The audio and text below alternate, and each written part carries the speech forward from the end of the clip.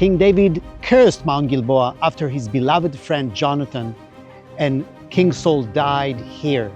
He said, "O mountains of Gilboa, let there be no dew nor rain upon you."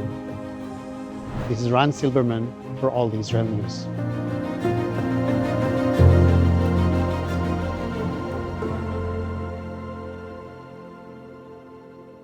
The ending of King Saul and his sons was very tragic, and it happened here, at the foot of Mount Gilboa in the Jezreel Valley. The Philistines killed him and his sons. Actually, they fell on their swords, but they were brought to their death by the Philistines. And this story happens here because in this same place there was another story, that the story of Saul echoes the other story that happens in the Jezreel Valley below the Gilboa mountain by a spring. Do you know which story? Let me tell you. The other story is the story of Gideon the judge. Both leaders of the Israelites, both of them gathered down here to fight against an enemy. Gideon against the Midianites, Saul against the Philistines. Both gathered in a spring down here, and both had a night vision. And in the end of both stories, a big army is fleeing toward the Jordan, but it's a different ending. The ending of Gideon is with the victory of the Israelites. The ending of Saul is the defeat of the Israelites. Why then the difference? Let's check the stories. Both of the Israelite leaders, Gideon and Saul, prepared to fight against a fierce enemy. The enemy stood on the other side of the valley, and they were down here.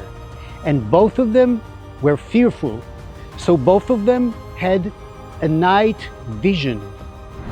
The story of Gideon was he went to the camps of the Midianites and he heard a dream told but one to the other. And in the dream, one told his friend that Gideon is about to defeat the Midianites. That gave him great encouragement to know that he is going to defeat them. What happened with Saul? Saul did not hear from God.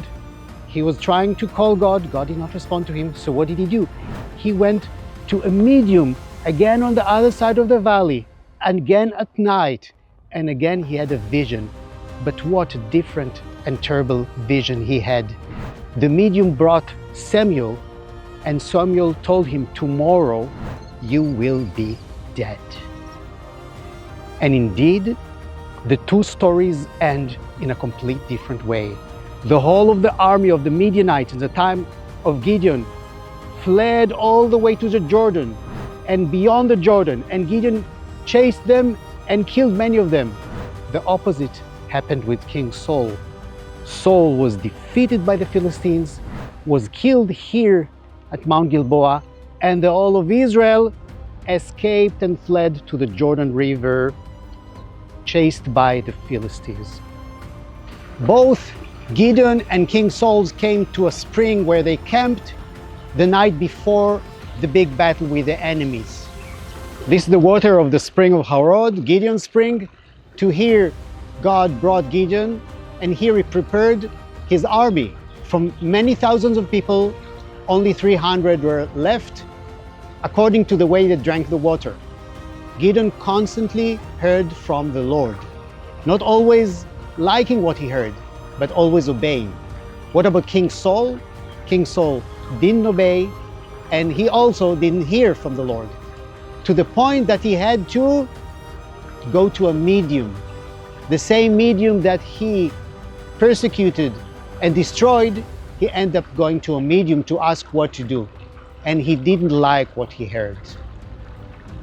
The way the Bible uses the parallelism of geography, the same location, the same circumstances, leads us to believe, or to want to believe, that the end of Saul will be like the end of Gideon, meaning if Gideon defeated the enemies, Saul will also defeat the enemies.